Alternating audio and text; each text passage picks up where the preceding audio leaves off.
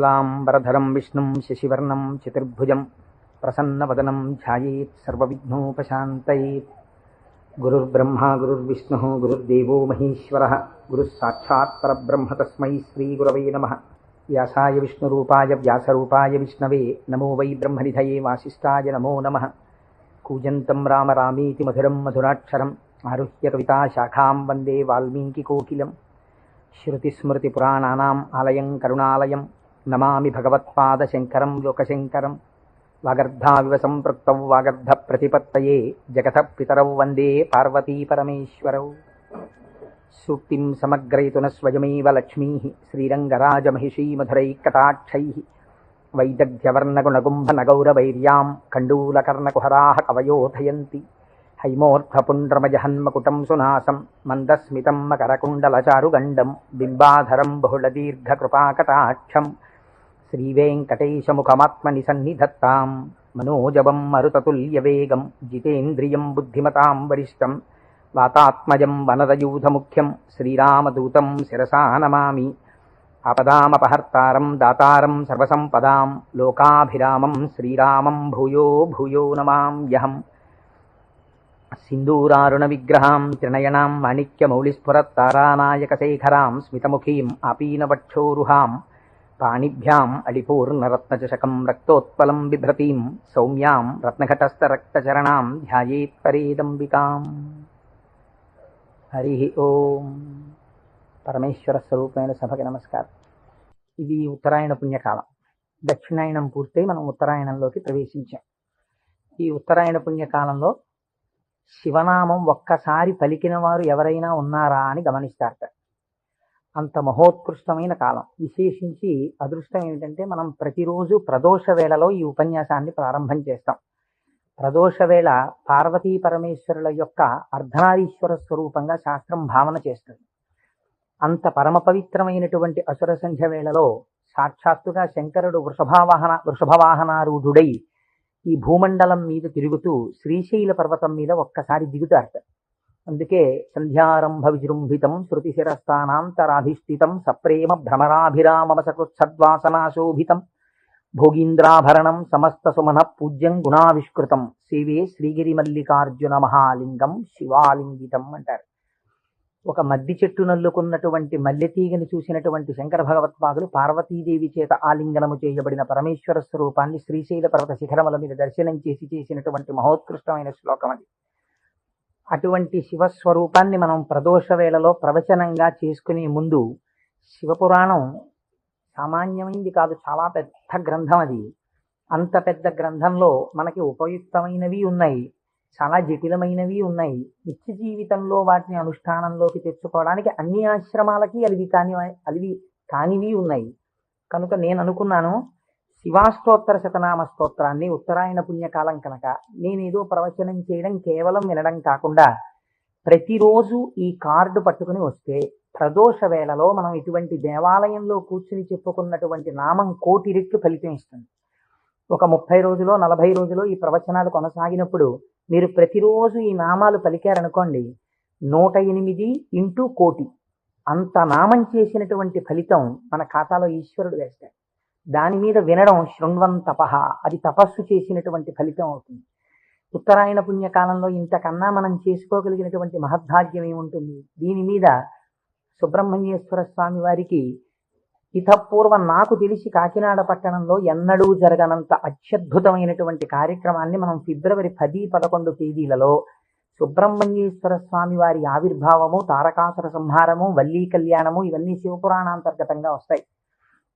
ఇవన్నీ విన్న తరువాత 200 జంటలు పాలకావిళ్ళు ఎత్తి పట్టుకుని, కావిడి పట్టుకున్న వాళ్ళకి ఇంకా ఆచంద్రతారార్కం వంశాభివృద్ధి కోరికలు తీరుస్తానని పరమాత్మ ప్రకటించారు. ద్రవిడ దేశంలో అయితే కావిడి పట్టుకుని వెడుతుంటే సంతానము లేనటువంటి స్త్రీలు పడుకుని వారు దాటేటట్టుగా పడుకుంటారు. వారు దాటితే సుబ్రహ్మణ్యుడే దాటినట్టు. సంతానము కలగకుండా ఉన్నటువంటి ప్రతిబంధకము దానివల్ల తొలగిపోతుంది అని. అటువంటి ఉత్సవం నాకు తెలిసి జరగలేదు. పెద్దలు ఇతపూర్వం ఎవరైనా చేసి ఉండి ఉండవచ్చు. అటువంటి ఉత్సవాన్ని మనం ఫిబ్రవరి 11వ తారీఖున చేసుకోబోతున్నాం ఇక్కడ. ఆ రోజున సుబ్రహ్మణ్య సంబంధంగా ఒక గొప్ప హోమం జరుగుతుంది. సుబ్రహ్మణ్యుడికి పాలకావిళ్ళు పట్టుకొచ్చిన కావిళ్లలో పాలతోటే అభిషేకం జరుగుతుంది. అదే రోజున స్వామివారికి సాయంకాలం వల్లీ కళ్యాణం జరుగుతుంది. బహుశా వల్లీ కళ్యాణం జరగడం అన్నది మనం చాలా తక్కువగా చూసాం. వల్లీ కళ్యాణం ఆ రోజు సాయంకాలం ఇక్కడ జరుగుతుంది. ఇది కాకుండా ఇంకా కొన్ని విశేష కార్యక్రమాలు ఇందులో మన జీవితాలు ధన్యమయ్యేటట్టుగా అనుసంధానం చేస్తాం. ఆయా ఘట్టాలు వచ్చినప్పుడు వాటిని మీకు ముందుగానే విజ్ఞాపన చేస్తాను. కనుక శివపురాణాన్ని మనం శివాష్టోత్తర శతనామ స్తోత్రంతో అనుసంధానం చేసుకుంటే ఈ ప్రవచనాలు అయిపోయిన తరువాత కూడా మీరు ఎప్పుడైనా ఇంటి దగ్గర కూర్చుని నామాలు చదువుకుంటుంటే మనస్సు తొందరగా రమిస్తుంది. ఎందుచేత అంటే శివో మహేశ్వర శంభు పినాకి శశిశేఖర అని చదవడం వేరు. శివ అనగానే మొదటి నామం దగ్గర మీకు కొన్ని విషయాలు జ్ఞాపకానికి వచ్చాయనుకోండి, మనస్సు ఏమవుతుందంటే అటు ఇటు వెళ్ళదు, అందులోకి వెళ్ళిపోయి ఏదో ఒక నామంలో ఒక ఘట్టం ఏదో మీకు జ్ఞాపకం వచ్చి దాని గురించి ఆలోచిస్తూ మీరు నామాలన్నీ చదివేశారనుకోండి, ఇప్పుడు మీరు 108 నామాలు దీక్షతో తపస్సుగా చేసిన ఫలితం వస్తుంది. వాటి అర్థం తెలియకుండా చదువుతున్నారు అనుకోండి, మనస్సు చించలమై ఎక్కడికో వెడితే నామం చెప్పిన ఫలితం ఉంటుంది, కానీ మనస్సు లగ్నం కాదు. మనస్సుని కూడా ఏకీకృతం చేసేటటువంటి ప్రయత్నంలో భాగంగా శివ మహాపురాణాన్ని శివాష్టోత్తర శతనామ స్తోత్రంతో అనుసంధానం చేస్తే మనందరికీ ఎక్కువ ప్రయోజనకరంగా ఉంటుంది అని నాకు అనిపించింది. పైగా అందరూ చక్కగా ప్రదోష వేళలో శివనామం చెప్పేటటువంటి అదృష్టాన్ని పొందుతారనిపించింది. నేను అంటాను, మీరు కూడా అనండి. ఇది అయిన తర్వాత నేను ప్రవచనం ప్రారంభం చేస్తాను. ఇవాళే కాదు, ప్రతిరోజు. ఇవాళంటే కొద్దిగా మనకు ప్రారంభం కాబట్టి ఆలస్యం అయింది, రేపటి నుంచి అలా ఉండదు ఖచ్చితంగా. ఎందుకంటే ప్రదోష వేళలో ఈ నామాలు చదవాలి కాబట్టి 6:30 అయ్యేటప్పటికి ఈ నామాలు చదవడం ప్రారంభం చేసేస్తాం. ఎందుకంటే ప్రదోష వేళలో చదివినటువంటి దాని ఫలితం మీరు శివమహాపురాణంలో విందురు గాని దాని శక్తి ఎలా వెళ్ళిపోతుందో చూద్దురు గాని. ధ్యాన శ్లోకం చెప్పండి. ధవళవపుషమిందోర్ మండలే సన్నివిష్టం భుజగవలయహారం భస్మదిగ్ధాంగమీశం మృగయ పరశుపాణిం చారు చంద్రార్ధమౌళిం హృదయ కమల మధ్యే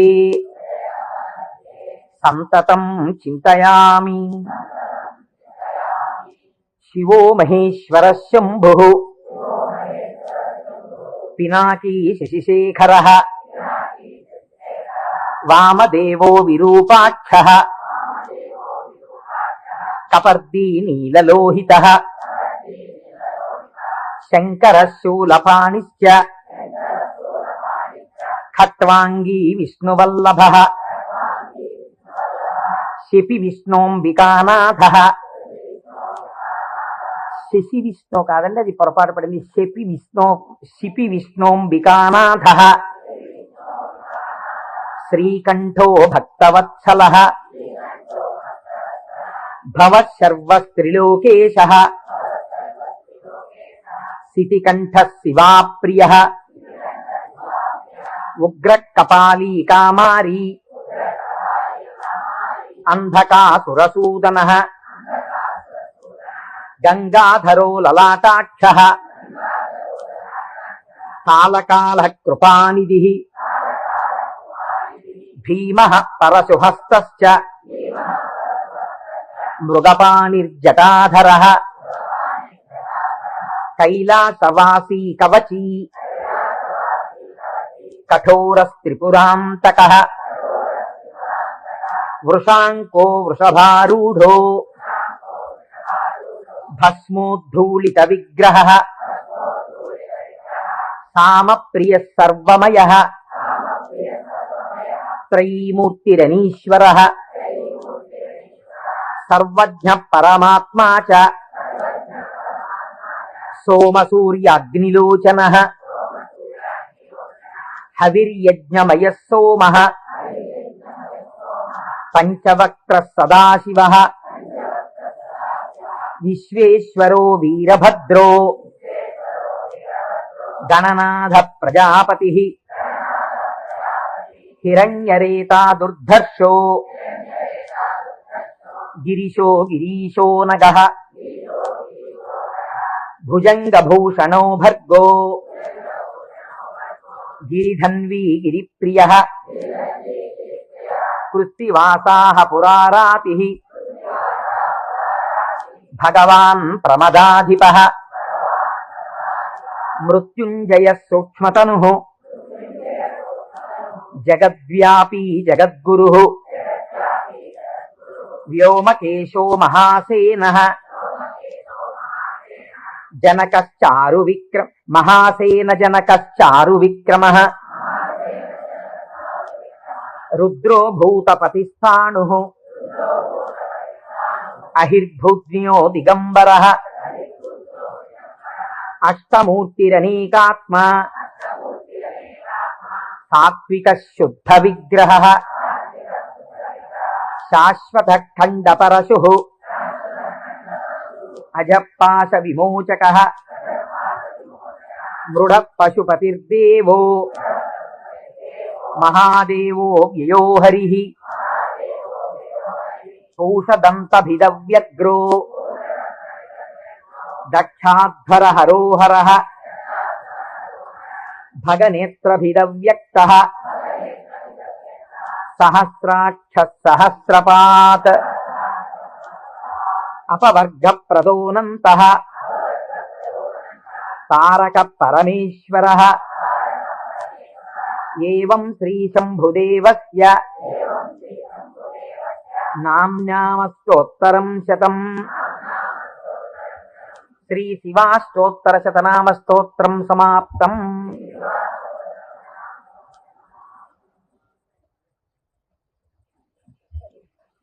హరి ఓం.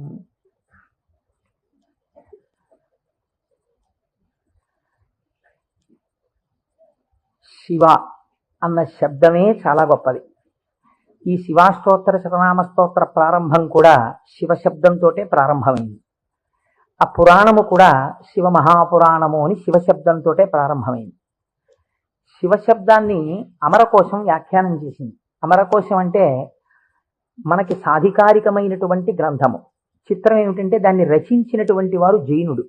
అమరసింహుడు అనబడేటటువంటి ఒక జైనుడు ఆయన అమరకోశాన్ని రచించి దానితో పాటుగా అనేక గ్రంథాలని రచించారు. కానీ వారు శంకర భగవత్పాదాచార్య స్వామి వారితో వాదనకి దిగినప్పుడు శంకరుల చేతిలో ఓడిపోయారు. ఓడిపోయినప్పుడు ఆయనకి బాధ కలిగింది. నేను శంకరాచార్యుల వారి చేతిలో ఓడిపోయాను కనుక నేను రచించినటువంటి గ్రంథములన్నీ కూడా పనికిమాలినవైపోయాయని ఆయన ఆ గ్రంథములన్నింటినీ తగలబెట్టేశారు. తగలబెట్టేసినప్పుడు శంకర భగవత్పాదాచార్య స్వామి వారికి తెలిసి, వారు బహు కారుణికులు, కారుణ్యమూర్తి శంకరులంటే, వారు గబగబా వచ్చి, ఎంత పని చేశావయ్యా, గ్రంథాలను ఎందుకు తగలబెట్టేశావు అని ఉన్న ఒకే ఒక గ్రంథం, మిగిలిపోయినటువంటి గ్రంథం అమరకోశం. అమరకోశానికి ఉన్నటువంటి గొప్పతనం ఏమిటంటే అది మన సనాతన ధర్మములకు సంబంధించినటువంటి నామముల విషయంలో ఏ పక్షపాతం లేకుండా చక్కగా శృతి ఎలా ప్రతిపాదించిందో, స్మృతులు పురాణములు ఎలా ప్రతిపాదించాయో, తాత్వికమైనటువంటి విషయాల్ని, నామములకు అనేకమైన విషయములకు ఉండేటటువంటి అర్థాలని అలా ప్రతిపాదన చేశాడు అమరసింహుడు. దాన్ని అమరకోశము అని పిలుస్తారు. మనం ఏదైనా ఒక విషయాన్ని ప్రతిపాదన చేసే ముందు సాధారణంగా ఒక్కసారి అమరకోశాన్ని చూస్తూ ఉంటారు. శివశబ్దాన్ని అమరకోశం వ్యాఖ్యానం చేసింది. శివ అన్న మాటని ఏ విధంగా మనం అర్థం చేసుకోవలసి ఉంటుంది అంటే, అమరకోశంలో దాని గురించి అనేక రకాలైనటువంటి అర్థాలు చెప్పారు. అసలు ఈ అర్థం ఏమిటో మీకు తెలిస్తే తప్ప, లేదా నాకు తెలిస్తే తప్ప, మనం దాని గురించి కొద్దిగా అర్థం చేసుకునే ప్రయత్నం చేస్తే తప్ప అసలు శివ అనేటటువంటి నామానికి ఉన్న అర్థం తెలియదు. ఎందుకంటే శివ శివ అని రెండు శబ్దములు మనకి లోకంలో నానుడిలో ఉన్నాయి. శివ అంటే శంకరుడు, శివ అంటే పార్వతీదేవి, ఆయన యొక్క శక్తి స్వరూపం. శివ అంటే అమరకోశం అంటుంది, శామ్యతి పరమానంద రూపత్వ నిర్వికారో భవతీతి శివ. నిర్వికారుడై, నిర్వికారుడు అంటే మనకి వికారములు ఉంటాయి. నేను తరచూ మీకు ప్రస్తావన చేస్తుంటాను. ఈ జగత్తులో ఉన్నటువంటి సమస్త ప్రాణులకు, సమస్త జీవులకు 6 వికారములు ఉంటాయి. ఇవి షడ్వికారములు అంటారు. కాలములో ఏదైనా వచ్చిందనుకోండి, దానికి పుట్టినటువంటి తేదీ అని ఒకటి ఉంటుంది. పుట్టిన తేదీ అన్నది పడినది అంటే మీరు ఒకటి గుర్తుపెట్టుకోవాలి, అది షడ్వికారములకు లోనైపోతుంది. ఈ భావన మీ మనస్సులో బాగా రూఢమైందనుకోండి, బాగా పూనుకుందనుకోండి, అసలు సగానికి సగం లోకం పట్ల ఉండేటటువంటి తాదాత్మ్యత తగ్గిపోతుంది. ఇది కేవలం వినడానికి విన్నారనుకోండి, దీని వలన వచ్చేటటువంటి ప్రయోజనం తక్కువగా ఉంటుంది. ఇది బాగా లోపల జీర్ణమైందనుకోండి, మీకు అనేక విషయాలు అర్థం అవుతాయి. మీరు ఒక్కసారి గమనించండి, షడ్వికారములలో ఇక పూర్వం మీరు ఆ వస్తువుని చూడలేదు, కానీ ఆ వస్తువు, ఆ ప్రాణి, ఆ జీవుడు ఒకానొక కాలమునందు ఈ లోకములో పుట్టింది. కాబట్టి ఇప్పుడు దానికి జన్మము అన్న తేదీ ఒకటి వచ్చింది కాలంలో. సరే, కాలం అన్నది యథార్థమా అంటే బీజస్యాంతరివంకురో జగదిదం ప్రాంగ్ నిర్వికల్పం పునః మాయా కల్పిత దేశకాల కలనా వైచిత్ర చిత్రీకృతం అన్నారు శంకరాచార్యులు వారు. ఆ తత్వ పరిశీలనాన్ని పక్కన పెడితే ఒక జన్మ తేదీ ఉంది. ఈ జన్మ తేదీలో ఒక ప్రాణి కనపడగానే శాస్త్రం అంది 6 విషయాలు గుర్తుపెట్టుకో. ఇత పూర్వము లేనిది పుట్టినది. పుట్టినది మీరేమనాలి? ఎవరో పిల్లాడు పుట్టాడు, వాడు ఏడుస్తున్నాడు, పిల్లాడు ఉన్నాడండి. పుట్టిన పిల్లాడు ఏడవలేదు. అయ్యో ఏమిటి పిల్లాడు ఏడవట్లేదు అని కదిపి చూశారు. కదిపి చూస్తే డాక్టర్ గారు వచ్చారు, స్టెప్ పెట్టారు, ఊపిరి తీయట్లేదు, నల్లగా అయిపోయి ఉన్నాడు.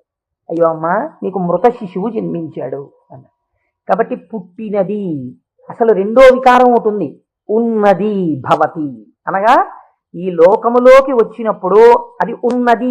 అసలు ఉన్నది అని మీరు అనాలంటే అక్కడే శివ శబ్దం ప్రారంభం, మంగళత్వం. ఉన్నది, ఉన్నది అలాగే ఉండాలా? అలా ఉండదు, పెరగాలి. పెరిగినది, పెరిగినది పెరుగుతూ వెళ్ళిపోతుందా? నేనున్నాను, ఎవరి మీదో ఎందుకు పెట్టి చెప్పాలి? కోటేశ్వరరావు అనబడేటటువంటి ఈ శరీరం ఒక డేటు, ఈ డేట్ చెప్తే ఏమవుతుందంటే అదో పుట్టినరోజు కనుక చాలా మంది పాపం ఇచ్చేసి చాలా అలవాటు చేస్తున్నారు, భయం వేస్తుంది నాకు ఆ డేట్ చెప్పడానికి. ఏదో 14/7/1959కి ముందు ఈ శరీరం లేదు, 14/7/1959లో ఈ శరీరం వచ్చింది. కాబట్టి ఈ శరీరం వచ్చినది ఉన్నది, ఏడిచింది అమ్మ కడుపులోంచి వచ్చి. అలాగే ఉందా? మా అమ్మ కడుపులోంచి వచ్చినప్పుడు ఎలా ఉన్నానో అలా ఉన్నానా? పెరిగినది. అబ్బో, ఎంత ధ్వజస్తంభం అంత పెరిగిపోయింది ఈ శరీరం. పెరిగినది. ఇది ఇలా పెరుగుతూ ఉంటుందా? ఉండదు, తరిగినది. మీరు నన్ను ఒక 20 సంవత్సరాల తర్వాత చూశారనుకోండి, ఇది తరిగిపోతుంది. ఈ శరీరం వడిలిపోయి క్షీణించిపోవడం ప్రారంభమైపోతుంది. తరిగినది. తర్వాత ఆయనేనా ఈయన అనవలసి వస్తుంది, మార్పు చెందినది. బాగా క్షీణించిపోయి ఇప్పుడున్నంత శరీరం ఉండదు. అయ్య బాబోయ్, అప్పుడు ఎంత ఉండేవారండి మనిషి, ఆయన ఈయన అటుకంత అయిపోయారండి అంటాం. కాబట్టి మార్పు చెందినది, తరిగినది. ఇంకా కొంతకాలం అయిపోయిన తర్వాత నశించిపోయినది. ఏది? శరీరం. అంత్యేష్టి సంస్కారం చేయబడిపోతుంది. కాబట్టి ఈ 6 వికారములు సమస్త ప్రాణులకు ఉండి తీరుతాయి. జన్మ తేదీ ఉన్నది, చిట్ట చివరి వికారములకు కూడా సమయం ఉన్నది. ఈ మధ్యలో ఈ 6 వికారములు నడుస్తుంటాయి. ఈ 6 వికారములన్నది లేనిది ఎవరైనా ఉన్నదా? ఉన్నది. అలా ఉన్నదేదో అదే శివ. అది కాలములో పుట్టలేదు, కాలములో పెరగలేదు, కాలములో ఉండలేదు, కాలములో తరగదు, కాలములో నశించదు. ఎవరి నుండి వచ్చినదో, ఎవరి ఎందు పెరిగినదో, ఎవరి ఎందు లయించిపోతున్నదో వాడు మాత్రం అలా ఉండిపోతున్నాడు. మేకలు వేయింజన్నను భాసురముగనొక్క కోతి పర్ణం పెట్టున్, ఆ కోతులు వేయింజన్నను కోకోయని కొంకి నక్క కోయని కూర్చొని అంటారు జానపదులు. అందరూ వస్తారు, వెళ్ళిపోతాయి లోకాలన్నీ. చిట్ట చివరికి వెళ్ళిపోయిన లోకాలన్నీ ఎవరిలోకి వెళ్ళిపోయాయి? వాడు లయించిపోతాడా? వాడు లయించిపోడు. వాడిలోకి అన్ని విడిపోయి వాడు ఉండిపోతున్నాడు. అలా ఉండిపోయిన వాడెవడు? వాడు పరబ్రహ్మము. వాడికి శాశ్వతుడు, వాడికి కదలిక లేదు. వాడు ముందున్నాడు, చివరా ఉన్నాడు. అలా ఉన్నవాడెవడో వాడు నిర్వికారుడు. వాడికి వికారములు లేవు. వాడికి వికారం లేదు కాబట్టి వాడు ఎలా ఉంటాడు? వాడి జుట్టు తెల్లబడదు కదండి, వాడికి ముసలితనం లేదు, కాలము లొంగదీయలేదు. కాబట్టి ఇప్పుడు వాడు నిత్య యవ్వనుడు. అందుకే శివుడి గురించి చెప్పినా, అమ్మవారి గురించి చెప్పినా మనం ఏం చెప్తామంటే నమశివాభ్యాం నవయవ్వనాభ్యాం అంటాం. ఈ శ్లోకం మా ముత్తాత గారు చెప్పారు, అప్పుడు నవయవ్వనులే వాళ్ళు. మా తాతగారు చెప్పారు, అప్పుడు నవయవ్వనులే వాళ్ళు. మా ముత్తాత గారు వెళ్ళిపోయారు, మా తాతగారు వెళ్ళిపోయారు, మా తండ్రి గారు చేశారు కొంతకాలం ఆ శ్లోకాలు, మా తండ్రి గారు వెళ్ళిపోయారు. ఇప్పుడు నేను చేస్తున్నాను. నేను చెప్పిన నమశివాభ్యాం నవయవ్వనాభ్యాం పరస్పరాశ్లిష్టవపుర్ధరాభ్యాం. అదేమిటంటే మా ముత్తాతగారు, తాతగారు, తండ్రి గారు, నేను 4 తరాలు మారిపోయా, ఇంకా నవయవ్వనాభ్యామేనా? ఆ శ్లోకం మార్చద్దా? వృద్ధాప్యం రాదా? రాదు. ఎందుకు రాదు? మీరు కాలమునకు వశులై కాలమునందు మార్పు మీకు వస్తుంది. కాల స్వరూపములో మీ యందు మార్పులు తెచ్చేవాడెవడున్నాడో వాడు మార్పునకు అతీతుడుగా సాక్షిగా ఉన్నాడు. కదిలే వస్తువుకి కదలని వస్తువు ఆధారమై ఉంటుంది. మీరు బాగా జ్ఞాపకం పెట్టుకోండి. కదిలే వస్తువుకి గడియారానికి ఉన్నటువంటి పెంజూలం ఊగాలనుకోండి, పెంజులంని పట్టుకున్నటువంటి స్ప్రింగ్ ఊగకూడదు. స్ప్రింగ్ కూడా ఊగడం మొదలెట్టింది అనుకోండి, ఇంకేంటి, అలా ఊగదు. స్ప్రింగ్ నిలకడగా ఉంటుంది, పెంజులం ఊగుతూ ఉంటుంది. ఒక కదిలే వస్తువుకి ఒక కదలని వస్తువు ఎప్పుడూ కూడా ఆధారమై ఉంటుంది. వికారములు కలిగిన జగత్తుకు ఏది వికారములకు అతీతమై ఉన్నదో అది ఆధారమై ఉన్నది. దాని యందే ఈ సమస్త జగత్తు పుట్టి పెరిగి లయించుచున్నది. అటువంటిదేదో అది వికారాతీత స్థితి కలిగినటువంటి పరబ్రహ్మము. దానిని నువ్వు ఒక నామవాచకంతో పిలవాలనుకుంటే శివ అని పిలవవచ్చు. కాబట్టి ఇప్పుడు శివశబ్దం ఎవరిని చెప్తోంది? పరబ్రహ్మాన్ని చెప్తోంది. ఇప్పుడు ఆయన ఎలా ఉంటారు? నిర్వికారమై నిరంజనమై. ఇదే కదండి శివకవచం మాట్లాడుతుంది పూర్వభాగంలో. ఆయన యొక్క స్థితిని ఆయన ఎలా నిర్వికారుడై ఉంటాడో చెప్తుంది. ఇటువంటి పరమాత్మ స్వరూపం మీ కన్నులకు కనపడుతుందా? వికారము పొందుతున్న జగత్తు మీకు కనపడుతుంది, కానీ వికారములు పొందుతున్నటువంటి జగత్తుకి తను ఆధారముగా ఉన్నవాడు మీకు కనపడతాడా? కనపడడు. ఈయనకి ఒక రూపం తీసుకొచ్చి చూస్తే ఎలా ఉంటాడు అంటే, అమరకోశంలో ఎంత అందంగా మాట్లాడాడో చూడండి. అమరసింహుడు పరమానంద రూపత్వ, ఆయన పరమానందమును పొందుతూ ఉంటాడు. ఎందుకని? మన అందరికీ సుఖ దుఃఖాలని ద్వంద్వాలు ఉంటాయి, ఎప్పుడూ ఆనందంతో ఉండం. ఆయనకి వికారాలు ఏమీ లేవు, అందుకని ఆయన ఎప్పుడూ పరమానందంతో ఉంటాడు. ఎక్కడుంది పరమానందం? బయట ఉన్న వస్తువుల వల్ల ఆనందం కాదు, లోపలే ఉంది ఆనందం. ఆ ఆనందంతో తన్మయాన్ని పొందుతూ ఉంటాడు.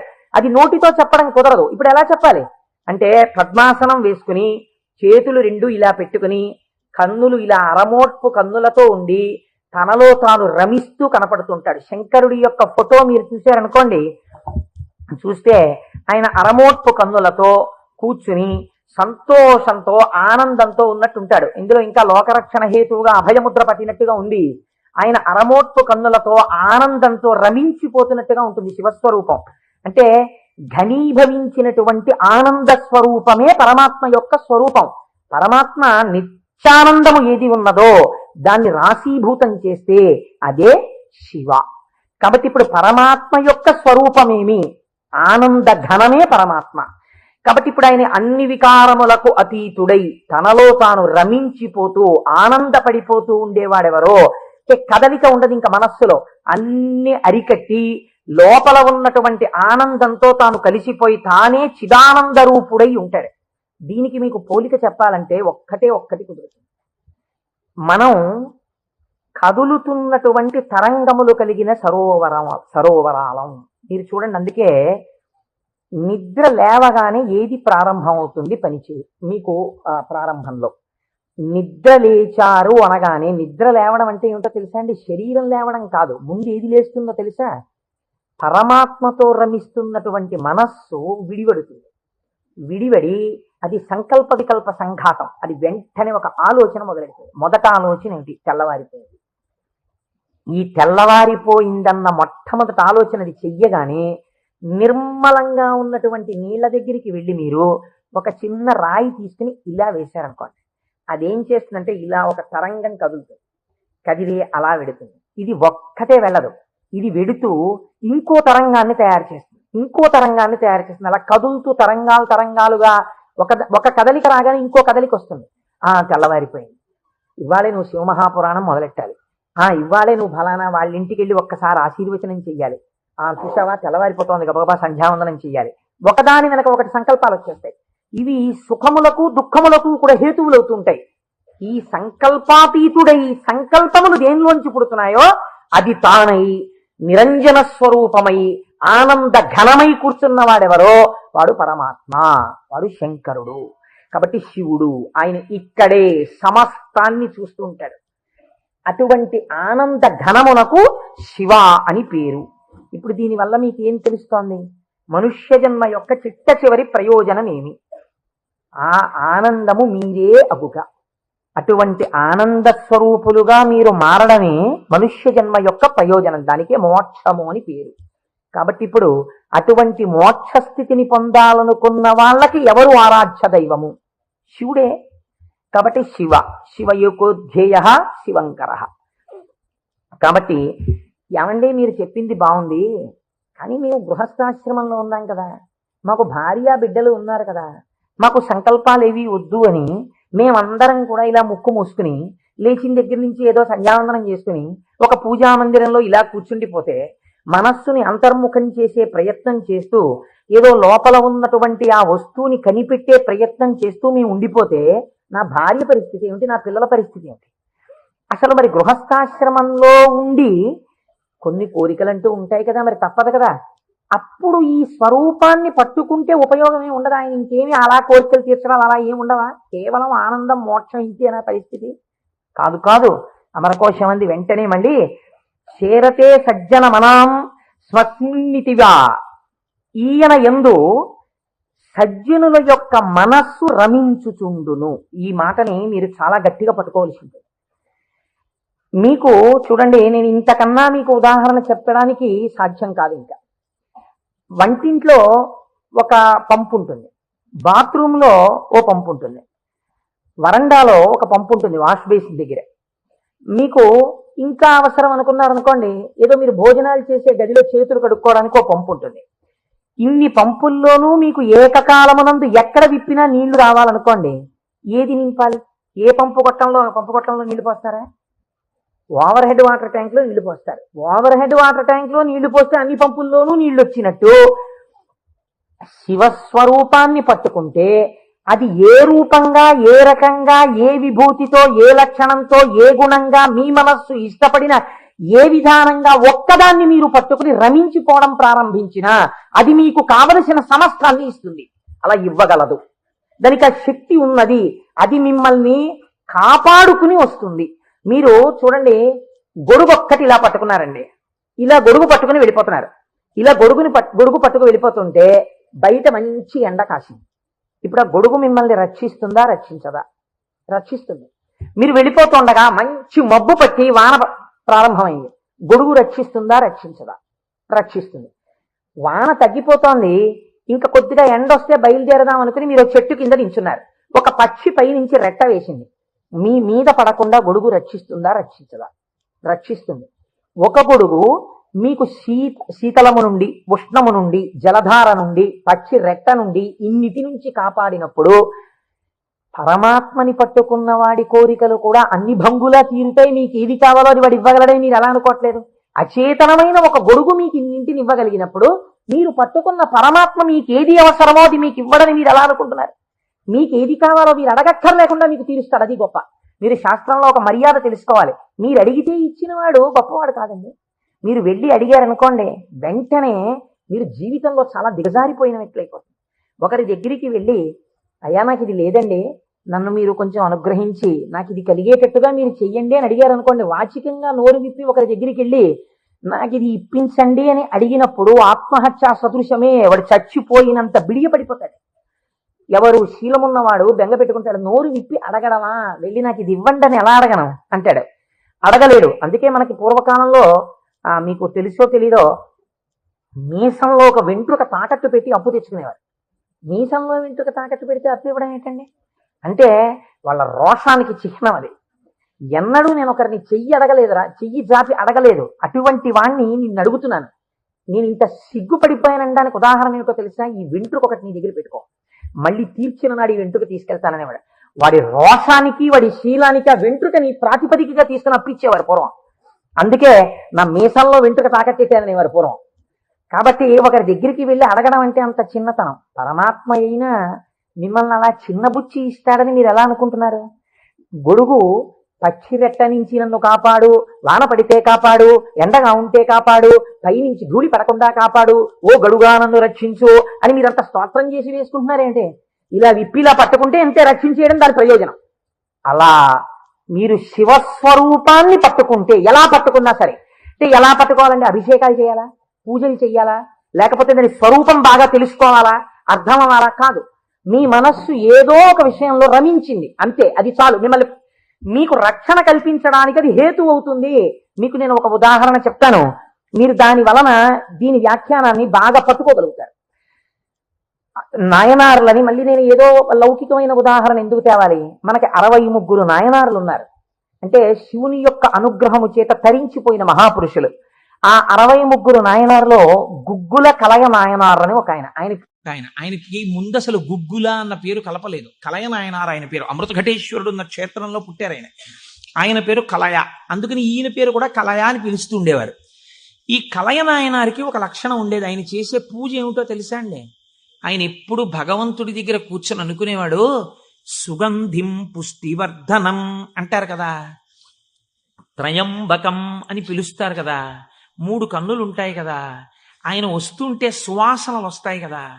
ఆనాడు మార్కండేయుడు శివలింగాన్ని గట్టిగా కౌగిలించుకుని చంద్రశేఖర చంద్రశేఖర చంద్రశేఖర పాహిమాం అని అంటుండగా యమధర్మరాజుని శిక్షించి మార్కండేయుడిని రక్షించడానికి శివలింగంలోంచి ఆవిర్భవించాడు కదా. ఆవిర్భవించినప్పుడు శివుడి కన్నా ముందు శివుని యొక్క సువాసనలు మార్కండేయుడు పీల్చి ఉంటాడు కదా.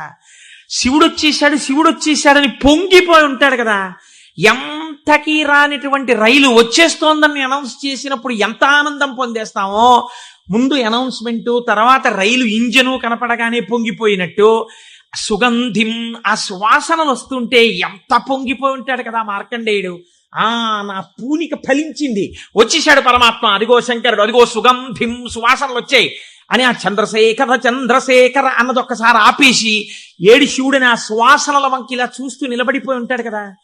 కాబట్టి శివుడు యొక్క సువాసన అలా ఉంటుంది కదా అని పొంగిపోతూ నేను అలాంటి వాసన పీలుద్దామని, ఆయన మహాైశ్వర్యవంతుడు కలయనాయనార్. రోజు ఇంత గుగ్గిలం పట్టుకొచ్చి ఆ గుగ్గిలం వెలిగించి గుగ్గిలం ధూపం వేసేవాడు. ఆ ధూపం అంతా పూజ గదంతా నిండిపోతే అందులో కూర్చుని మార్కండేయుడు ఇలాగే వాసన పీల్చి ఉంటాడు. ఆనాడు అర్జునుడు గబగబా వెళ్ళి తన గాంధీవం ఎత్తి కొడుతున్నప్పుడు శివుడి దగ్గరికి వెళ్ళినప్పుడు వాసనలు ఇలాగే వచ్చి ఉంటాయి అని ఆ వాసనలు పీలుస్తూ కళ్ళు మూసేసుకుని, ఇవే శంకరుడి శరీరంలోంచి వస్తున్న వాసనలు, ఇక్కడే శివుడు ఉన్నాడని రోమాంచితం అయిపోయి పరవశించిపోతూ సమాధి స్థితిలోకి వెళ్ళిపోయి ఉండిపోతుండేవాడు ఆయన. మీరు చూడండి, భగవంతుణ్ణి పట్టుకోవాలనుకున్నవాడు, ఏమంటే మాకు పూజ కుదరట్లేదండి, మాకు ఈ స్తోత్రం రావట్లేదండి అంటాం మనం. మన బతుకంతా ఎక్కడ ఆగిపోతుందంటే దీపంలో 2 ఒత్తులు వేయాలా, 1 ఒత్తి వేయాలా. నిజంగా తరించిపోయిన వాళ్ళు తరించిపోవడానికి ఎన్ని మార్గాలు వెతుక్కున్నారో చూడండి. ఆయన సువాసనలు పీలుస్తూ రమించిపోయాడు. శంకరుడు చూశాడు, వీడు రోజు గుగ్గిలం పట్టుకొచ్చి వేసి ఇన్ని రకాల దర్శనాలు చేసేస్తున్నాడు రా, గుగ్గిలం పొగ అడ్డం పెట్టుకుని. ఎంత చిత్రం రా ఇది, గుగ్గిలం పొగకి వీడు సమాధిలోకి వెళ్ళిపోతున్నాడు. అసలు ఈ గుగ్గిలం కొనలేని స్థితి తెస్తే ఏం చేస్తాడో చూద్దాం అనుకున్నాడు. ఐశ్వర్యం అంతా క్షీణింపచేశాడు. ఆయనకి మనస్సు శివుడి మించి పోలేదు. ఎలాగో అలా నానా కష్టాలు పడి ఇంత గుగ్గిలం తెచ్చి శంకరుడికి వేసి ఆ వాసన పీల్చేటప్పటికి సమాధిలోకి వెళ్ళిపోయాడు. ఇంక ఏముంది, మనస్సు అలవాటు పడిపోయి ఇంత పొగొచ్చేటప్పటికి అంతే సమాధిలోకి వెళ్ళిపోతాడు. ఎంత తేలికండది. అగరత్తు వెలిగించకుండా ఉంటాం కదా, అగరత్తు వెలిగిస్తే గుగ్గిలం అయినా సమాధిలోకి వెళ్ళిపోతాడు అంతే. ఈ స్థితి చూసి శంకరుడు భార్యాబిడ్డలు తినడానికి కూడా అన్నం మెతుకు లేకుండా చేశాడు. చూద్దాం ఏం చేస్తాడు. భార్యాబిడ్డలు పస్తులున్నారు. అన్నమో రామచంద్ర అని ఆ భార్య మహాపతివ్రత. ఆవిడ తన మెడలో ఉన్నటువంటి మంగళసూత్రాన్ని తీసి నాయనారికిచ్చి, అయ్యా మీరిది పట్టుకెళ్ళి వెలకట్టి అమ్మించి డబ్బు పట్టుకుని రండి, దాంతో మనం కొన్నాళ్ళు భోజనం చేద్దామని. తప్పకుండా తీసుకొస్తానని ఆ మంగళసూత్రాలు చేతిలో పట్టుకుని శివ శివ శివ శివ అని సంతోషపడిపోతూ వెళ్ళిపోతున్నాడు. శంకరుడు ఒక పెద్ద బండిలో గుగ్గిలం బస్తాలు వేసుకుని ఎదురొచ్చాడు. మళ్ళీ దొరకవుట గుగ్గిలం, అందుకని చెప్పి బస్తాలు కొనుక్కెడుతున్నాను, ఎవరైనా కావాలంటే కొనుక్కోండి అని అరిచాడు. అమ్మ బాబోయ్, గుగ్గిలం దొరకదటని చెప్పి ఈయన గబగబా మంగళసూత్రాలు ఇచ్చేసి గుగ్గిలం బస్తాలు కొనేశాడు. పోనీ గుగ్గిలం దొరకదంటున్నారు, ఇంటికి పట్టుకెళ్ళి ఈ గుగ్గిలాన్ని దాచుకుని రోజు ఇంతంత వేద్దాం అనుకున్నాడా? నిజంగా నాడు శంకరుడు వస్తుంటే సుగంధిం పుష్టివర్ధనం, ఇదొక్కటే ఆయన సమాధికి కారణం. ఇంత గుగ్గిలం వెలిగించి మధ్యలో కూర్చుంటే అసలు నిజంగా శంకరుడు విరాట్ రూపంతో వచ్చేసినట్టు ఉండదు. కాబట్టి ఈ గుగ్గిలం అంతా వెలిగించేస్తానన్నాడు. ఇంట్లో వెలిగించేస్తే బాగుండదు, పొగలు వచ్చేస్తాయి. ఓ గుళ్ళోకి పట్టుకెళ్ళి వెలిగించేస్తే బాగుంటుందని ఈ గుగ్గిలం అంతా వేసుకుని ఓ గుడికి పట్టుకెళ్ళి ఈ గుగ్గిలం అంతా వెలిగించేసి దాని మధ్యలో కూర్చొని సమాధిని పొందేసి, కడుపులో ప్రేగులు నకనకలాడిపోతున్నాయి, తెలియదు, ఆకలి తెలియదు, శరీరం నీరస పడిపోయింది, శరీరం అంతా నొప్పులు పెట్టేస్తోంది, తెలియదు, ఇంట్లో భార్య బిడ్డలు శోషించి పడిపోయే స్థితి వచ్చింది, తెలియదు. ఆ పొగ మధ్యలో సమాధి స్థితిని పొందాడు. ఇప్పుడు నా భాషలో చెప్పాలంటే భగవంతుడు ఓడిపోయాడు. పరీక్ష పెట్టగలడా ఇహ? ఏం పరీక్ష పెడతాడు? కాబట్టి చూడలేకపోయాడు ఆయన. అమ్మ బాబోయ్, ఇదెక్కడ భక్తి రాని గబగబా కుబేరుణ్ణి పిలిచాడు. కుబేరా, ఇలా నా పక్కన ఎన్నాళ్ళు నించుంటావు? నాకేం అవసరం లేదు. అడిగో మహానుభావుడు చూసావా, గుగ్గిలం పొగ మధ్యలో కూర్చున్నాడు పెళ్ళం మంగళసూత్రాలు అమ్మేసి. వెంటనే వెళ్ళి ఆయన ఇంటిని బ్రహ్మాండమైనటువంటి అంతఃపురంగా మార్చేయి, భార్యకి బిడ్డలకి భూమండలంలో లేనంత ఐశ్వర్యాన్ని ఇచ్చేయి, ముందు ఉత్తరక్షణం వాళ్ళకి షడ్రశోపేతమైన భోజనం పెట్టు అనేటప్పటికి వాళ్ళ ఇల్లు మారిపోయింది. షడ్రశోపేతమైన భోజనం వచ్చింది. అయ్యో భర్త గారు ఎక్కడికి వెళ్ళారో అనుకుంటోంది ఆవిడ. అశరీరవాణి వినపడింది. అమ్మా, నీ భర్త భక్తి ముందు లొంగిపోయాడమ్మా, శంకరుడు మహదైశ్వర్యం ఇచ్చేశాడు నీకు. ఆయనో అన్నం తిందామన్న ఆలోచన లేదు, ఆ గుగ్గిలం పొగలో కూర్చునున్నాడు. ఇలాగ కూర్చునుంటే ఇప్పుడు ఎవరు మాట్లాడాలి? ఒరే నాన్న అన్నం తినరా అని. అమ్మా నాన్నగారు కోరుకున్న కోరికోటి ఉంది, నువ్వు ఎలా అయినా డాక్టర్ అయిపో. ఇంజక్షన్ చేసేశారు ఆ పిల్లకి. 3 ఏళ్ళు అయిపోయినా, 4 ఏళ్ళు అయిపోయినా, 21 ఏళ్ళు వచ్చేసినా, ఇప్పుడు నేను MBBS చదివితే రేపు పెళ్లి కొడుకు దొరుకుతాడా అని కూడా చూసుకోకుండా తల్లిదండ్రుల కోరిక తీర్చడం కోసమని వ్యగ్రతతో చదివేసిన పిల్లలా ఇప్పుడు ఆ తల్లిదండ్రులే వచ్చి చూసే అన్నం తినవే, అలా చదవకే, ఆరోగ్యం పాడైపోతుంది అన్నట్టు ఎవడు పరీక్ష పెట్టాడో వాడే దిగొచ్చాడు. దిగొచ్చి ఎవడు? ఆ త్రయంబకం నిజంగా సువాసనలు వచ్చాయి. వచ్చి ఆనాడు మార్కండేయుడు బాహ్య స్మృతిని పొందాడు, ఈయన పొందలేదు. పొందకుండా కూర్చున్నాడు. ఇప్పుడు ఆ పరబ్రహ్మం ముట్టుకోవలసి వచ్చింది. ముట్టుకుని కదిపాడు. ఓయ్ కలయా కలయా అని పిలిచాడు. పిలిస్తే ఆయన గభాలన బాహ్య స్మృతిని పొంది అబ్బా శంకరుడు వచ్చేసాడన్నాడు. నిజంగా కనపడితే ఇలా అరుపులు కేకలు ఉండవు. కందులంబట నీరు కారిపోతూ ఆ స్వామి పాదాల మీద పడిపోయి ఏ సుగంధిం పుష్టివర్ధనం అన్నాడో ఆ సువాసన పీలుస్తూ అలా పడిపోయి ఉండిపోయాడు.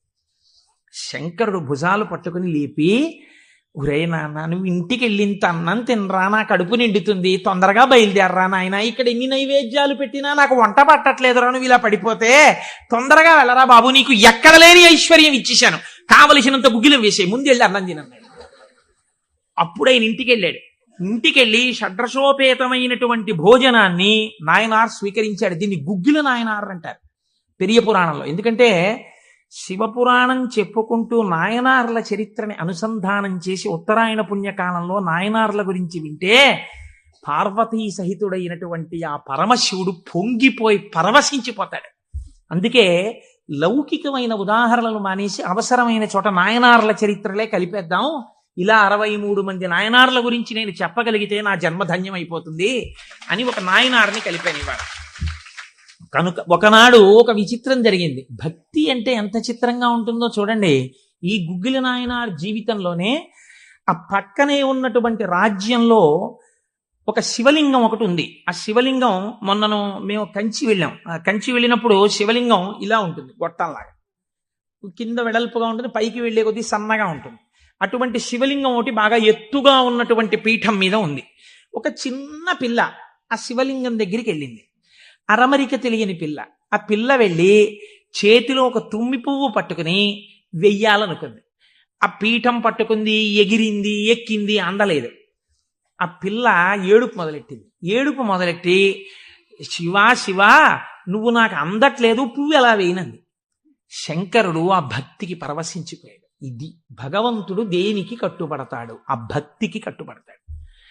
వెంటనే ఇలా ఉన్న శివలింగం ఇలా వంగిపోతే ఆ పిల్లకేం తెలుసు? శివలింగం వంగిపోయింది నా కోసం అన్నది. చిన్నపిల్ల పొంగిపోయి తప్పట్లు కొట్టేసి కాసేపు ఆడేసి 2 పువ్వులు వేసేసి వెళ్ళిపోయింది ఆ పిల్ల.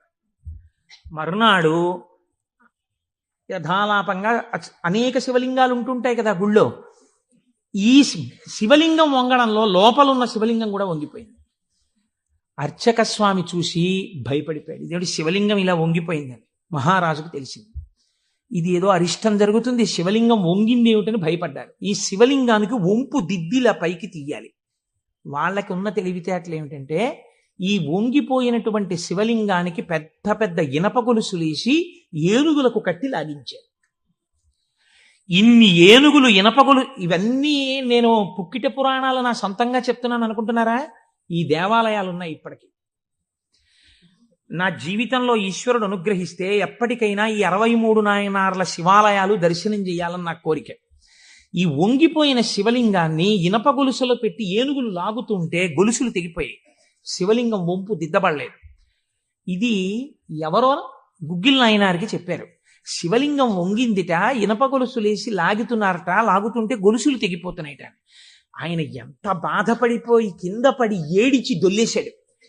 శంకరా, మీ కంఠానికి ఇనప గొలుసులేసి ఏనుగులతో లాగారా, ఎంత ఒరిసిపోయిందో ఆ కంఠమని. అంతే, విన్న చోటు నుంచే పరిగెత్తి పారిపోయాడు పక్క రాజ్యానికి. పారిపోయి గుళ్ళోకి వెళ్ళి అన్నం లేదు, నీళ్లు లేవు, ఒగరుస్తూ ఒంటి నిండా చెమటలు పట్టుకుని, ఈశ్వర, మీకు జరిగినటువంటి అపరాధం నా శరీరమునకు పొందేటటువంటి ఖేదంతో పోవాలని మీ వంపు దిద్దడం కాదు, మీ వంపు దిద్దడానికి మీకు ఇనప గొలుసు లేచి లాగినప్పుడు మీ కంఠం నొక్కుకుని ఉంటుంది, ఆ శిక్ష నేను అనుభవిస్తానని ఒక గొలుసు, తన మెడలో ఉన్నటువంటి గొలుసుని శివలింగపు వంపుకేసి గట్టిగా లాగాడు, తన కంఠం ఒరిసిపోయి తెగాలని. తన కంఠం తెగలేదు, శివలింగం వంపు ఇలా పైకి లేచిపోయింది. ఆ వంపు దిద్దినటువంటి వాడు గుగ్గిల నాయన. ఇప్పుడు మీరు నాకు చెప్పండి, బ్రతికున్న నాళ్ళు గుగ్గిల నాయనారు ఏం చేశాడు డబ్బు సంపాదించడానికంటే ఎవ్వరికీ తెలియదు. ఇంట్లో పర్సులోంచి 10 రూపాయలు తీస్తే 1000 రూపాయలు మళ్ళీ ఇంకో రూపంలో వచ్చేస్తుండేవి. అంత చిత్రంగా ఆయన మహదైశ్వర్య సంపన్నుడై, అందుకే అంటారు శాస్త్రంలో, ఐశ్వర్యము కావాలన్నవాడు శివారాధన చెయ్యాలి. శివారాధన అపారమైన ఐశ్వర్య హేతువు. అందున దక్షారామం లాంటిదైతే గొప్ప భోగస్థానం కూడా. అంత ఐశ్వర్యంతో జీవిస్తూ శివభక్తిని విడిచిపెట్టలేదు. శివభక్తితో ఐశ్వర్యంలో ఉన్నాడు. అంత్యమునందు తేలికగా శరీరం విడివడి హాయిగా పరమశివుని యొక్క పాదములలో కలిసిపోయాడు. ఇప్పుడు మీరు చెప్పండి, అమరకోశంలో మహానుభావుడు అమరసింహుడు శివశబ్దానికి సజ్జనుల యొక్క మనస్సు రమించేటటువంటి స్వరూపము కలిగిన వాడు అని శివశబ్దానికి అర్థం చెప్పడంలో ఎంత గంభీరమైన అర్థం ఉందో మీరు చూడండి. శివశబ్దము సజ్జనుల యొక్క మనసు రమించు స్థానము. ఎలా రమిస్తుంది, దేనివల్ల? దానికి ఈ కారణం ఆ కారణం అని చెప్పడం కుదరదు. మీకు మనస్సుంటే, భక్తి ఉంటే ఒక్క కారణం చాలు. ఏదో ఒక కారణంతో శివుని యందు మనసు రమిస్తే వాడికి సమస్తమైనటువంటి ఐశ్వర్యము కలుగుతుంది. ఇహము నుండి పరము వరకు, మోక్షము వరకు పొందగలడు. కాబట్టి అటువంటి స్థితిని ఇయ్యగలిగినది. 3వ నిర్వచనంలో అంటారు, చేతే సజ్జన మనస్వితివా. సాధువుల యొక్క మనస్సు యందు తానుండువాడు. ఇప్పటి వరకు సాధువులు తమ మనస్సు శివుని యందు పెట్టారు. ఇప్పుడే స్థితి కెడతట. ఇదే భృంగీచ్ఛా నటనోత్కట కరిమదగ్రాహీ స్ఫురన్మాధవా హ్లాదో నాదయుతో మహాసితవపు పంచేషు బాణాధృత సత్పక్ష సుమనోవనేషు నపునః సాక్షాన్మదీయే మనోరాజీవే భ్రమరాధిపో విహరతాం శ్రీశైలవాసీ విభుహో అని పిలుస్తారు శంకరాచార్యులు వారి శివానందలహరిలో. లోపల ఉండేటటువంటి హృదయ పద్మము పరిశుద్ధముగా భక్తి అన్న తేనెతో నిండి ఉంటే 2 గండు తుమ్మెదలు వస్తాయి. పార్వతీ పరమేశ్వరులనే గండు తుమ్మెదలు వచ్చి విహరిస్తుంటే అక్కడ తేనె కోసం. ఇప్పుడు ఎవరి మనస్సు నిరంతరము శివనామము పట్టుకుని రమించిపోతోందో, ఎవరు శృతి ప్రమాణము చేత పరవశించిపోతున్నారో అటువంటి వారి మనస్సు యందు పరమశివుడే వెళ్ళి చేరి ఉంటాడు. అంటే ఆయనే శివుడైపోయి ఉంటాడు. ఇది నోటితో చెప్తే చాలా మంది అందుకుని ఉంటారు, కానీ నేను దీనికి కూడా ఒక ఉదాహరణ ఇచ్చే ప్రయత్నం చేస్తాను. చంద్రశేఖర పరమాచార్య స్వామి వారికి నడిచే దేవుడు అని పేరు. మహానుభావుడు, ప్రాతస్మరణీయులు. మొన్నట్నే మేము కంచి కామకోటి పీఠానికి వెళ్ళి స్వామివారి బృందావనం దగ్గర ప్రణిపాతం చేసి వచ్చాం. ఆ సమాధి అన్నమాట వాడరు పెద్దలు సన్యసించినటువంటి వారిని సమాధి చేసిన చోట పైన తులసి కోట పెడితే బృందావని మీరు పిలవాలి. ఇది బృందావనం అండి, చంద్రశేఖర పరమాచార్య స్వామి వారి బృందావనం అనాలి. ఆ అలా కాకుండా సమాధి మీద శివలింగం ఉంటే బృందావనం అనకూడదు, అధిష్టానము అనాలి. ఇది రమణ మహర్షి యొక్క అధిష్టానం అండి అనాలి. రమణాశ్రమంలోకి వెళ్ళారనుకోండి, మీరు ఇది రమణ మహర్షి సమాధనో రమణ మహర్షి బృందావనమనో మీరు ఉచ్చరిస్తే మీ యందు దోషం పడుతుంది. అలా అనకూడదు. ఇది రమణుల అధిష్టానము అని పిలవాలి. ఎందుకంటే దాని మీద శివలింగం ఉంటుంది కనుక. అటువంటి బృందావనం చంద్రశేఖర పరమాచార్య స్వామి వారి బృందావనం దగ్గర మేము మొన్న ప్రణిపాతం చేసి వచ్చే అదృష్టాన్ని పరమాచార్య స్వామి మాకు అనుగ్రహించారు. పరమాచార్య స్వామి ఒక మాట చెప్పుకుంటూ ఉండేవారు. ఆయన అనేవారు, నాకు ఎప్పుడైనా చీకట్లో వెడుతున్నప్పుడు ఒక విగ్రహాన్ని చూస్తే నా బాధ్యత నాకు గుర్తొస్తుందనేవారు. ఇదండి రమించడం అంటే, ఇది శివుడు అంటే. మామూలుగా మాట్లాడడం, ఇలా ఉపన్యాసాలు చెప్పడం గొప్ప కాదు. రమించిన హృదయంలోంచి అటువంటి మాట రావడం ఆ వ్యక్తి యొక్క స్థితిని చూపిస్తుంది. పరమాచార్య నడిచి వెళ్ళిపోతుండేవారు. తెల్లవారుజామున 3 గంటలకి వారు నడిచి వెళ్ళిపోతున్నారు. ఒకసారి నడిచి వెళ్ళిపోతుంటే ఒక ఊరి మధ్యలో ఒక కోటు వేసుకున్నటువంటి ఒక వ్యక్తి, వాడెవరో ఒక రాజకీయ నాయకుడు, ఆయన యొక్క శిలా ప్రతిమ ఒకటి ఉంది.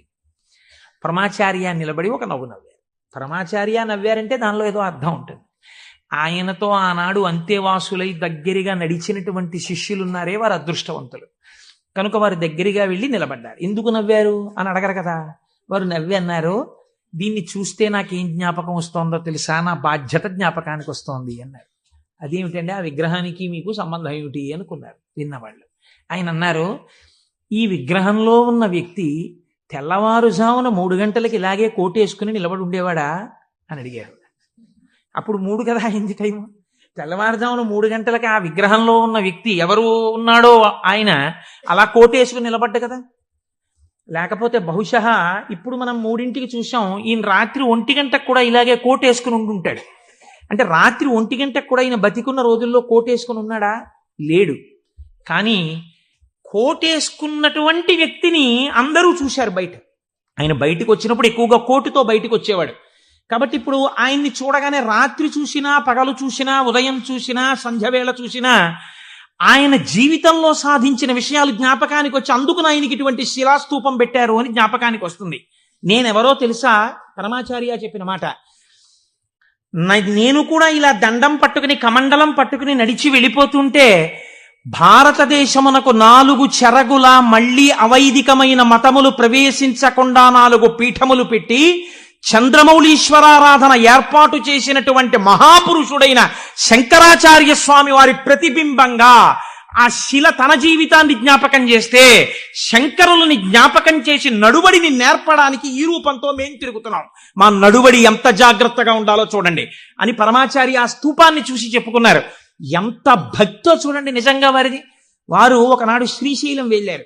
వెళ్ళినప్పుడు హటకేశ్వరంలో శంకరాచార్య స్వామి వారు తపస్సు చేసినటువంటి ప్రదేశం ఉంది. వారు ఆ హటకేశ్వరం దగ్గరికి వెడుతూ ఆ తపస్సు చేసిన ప్రదేశం దగ్గరికి ఒక సంస్కృత పండితుడిని పిలిచి వారు సంస్కృతంలోనే మాట్లాడుతూ ఉండేవారు. ఆయన అన్నారు, చాలా కాలం మఠాన్ని నిర్వహించాను. 13 సంవత్సరాల ప్రాయంలో సన్యసించారు మహానుభావుడు. చాలా కాలం మఠాన్ని నిర్వహించాను. ఉత్తర పీఠాధిపతిని నిర్వహించాను. జయేంద్ర సరస్వతి స్వామి వారిని ఉత్తర పీఠాధిపతిని చేశాను. ఆయనకి కావలసినటువంటి పరిణితి ఏర్పాటు చేశాను. నాతో పాటు ఎన్నో ప్రదేశాలకి తీసుకెళ్లాను. మఠ నిర్వహణ యందు ఆయనకి కావలసినటువంటి శక్తియుక్తులను గరపాను. ఇంకా ఎంతకాలం ఆ మఠ నిర్వహణ చేస్తూ ఉండను? శంకర భగవత్పాదాచార్య స్వామి ఏ హటకేశ్వరంలో తపస్సు చేశారో నేను ఇంకిక్కడ ఉండిపోయి ఈ హటకేశ్వరంలోనే తపస్సు చేస్తూ ఉండిపోతాను. చాలు, జయేంద్ర సరస్వతి చూస్తారు మిగిలినటువంటి మఠ వ్యవహారాలన్నీ అన్నారు. పరమాచార్య నోటి వెంట ఒకసారి ఒక మాట వస్తే వెనక్కి తిప్పడం అంత తేలిక?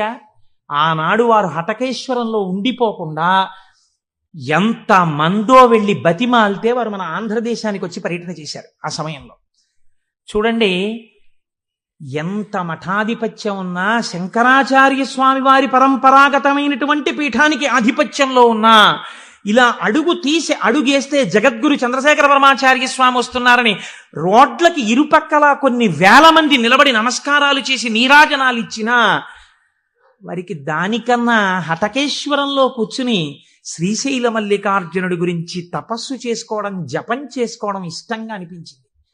అంటే ఎన్ని ఉన్నా మనస్సు ఏది కోరింది? ఆ శివుణ్ణి కోరింది. గురువులైన శంకరాచార్యుల వారిని కోరింది. అలా కోరింది కాబట్టే ఈనాటికి వారు నడిచే దేవుడయ్యారు. అందుకే ఈ శివమహాపురాణం చిట్ట చివర్లో బహుశః ఆంధ్రదేశంలోనే కని విని ఎరుగని రీతిలో పార్వతీ కళ్యాణం మనం చెయ్యబోతున్నాం కాకినాడ పట్టణంలో. కాకినాడ పట్టణం సువర్ణాక్షరాలతో లిఖింపబడిందండి. మనం అందరం కలిసి ఇక్కడి నుంచి కొన్ని వేల కార్డులు పోస్ట్ చేశాం తరిగొండ వెంగమాంబ గారి గురించి. అది తిరుమల తిరుపతి దేవస్థానంలో నిస్సందేహంగా కదలిక తీసుకొచ్చింది. కె విశ్వనాథ్ గారిని పిలిచి సదస్సు నిర్వహించి నాకు పేపర్ కటింగ్స్ వచ్చాయి తిరుపతి నుంచి. తరిగొండ వెంగమాంబ గారి బృందావనాన్ని సందర్శనీయ స్థలంగా తిరుమల తిరుపతి దేవస్థానం మార్చబోతోంది.